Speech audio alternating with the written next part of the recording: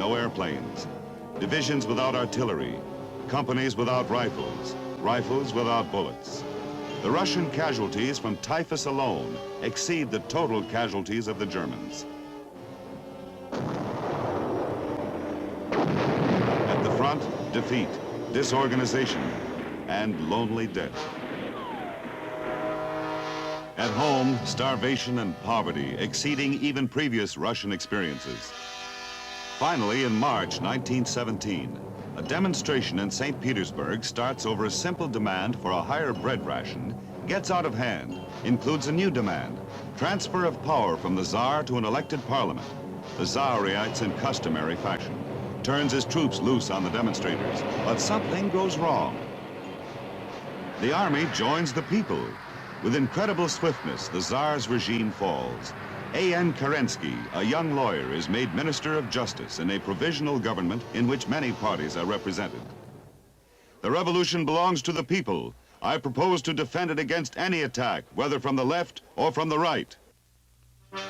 Kerensky arrests the Tsar and his family and announces that free elections are to be held. Political prisoners are freed, and some food is distributed. But in a country without experience in self-government, dissident elements of all shades struggle to convince still hungry people that their particular road leads to salvation. Russia's participation in the European war is unpopular. When it becomes clear that Kerensky means to continue it, the German General Staff arranges for the return of Lenin, who has been exiled by the Tsarist government. Leon Trotsky arrives a month later from Canada. Summer 1917. Kerensky becomes head of the provisional government and proclaims Russia a republic, universal suffrage, power to be vested in an elected constituent assembly, freedom of speech and press, equal rights for women. Lenin speaks on the Kerensky Republic. A democratic republic, more free under war conditions than any other country in the world. But in November, Lenin and Trotsky, as leaders of a huge farmer worker army union called the Soviet, call for destruction of the republic.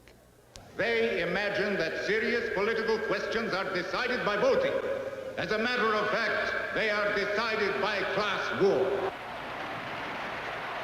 The class war is quick and relatively bloodless.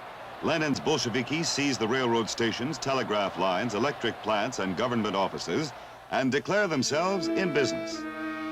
On November 25th, the election Kerensky had called is held under the control of Lenin's Bolsheviki, who, to their amazement, lose 3-1. The assembly thus elected meets under the guns of Trotsky's Red Army, refuses for a time to turn power over to the Soviet, but finally leaves the building. The following day, a few thousand citizens gather outside the building to protest against the dismissal of the assembly they have elected, and are promptly shot down by Trotsky's Red Army. Not by voting, by class war. Citizens of the Soviet Union still vote, but not since November 1917 has more than one name per office appeared on the ballot. The assembly never reconvenes. Power passes to the Soviet, which Lenin controls, and from there to the Council of Commissars, where Lenin's power is absolute. This is the dictatorship of the proletariat, a power won and maintained by violence, power that is unrestricted by any laws, resting directly on force.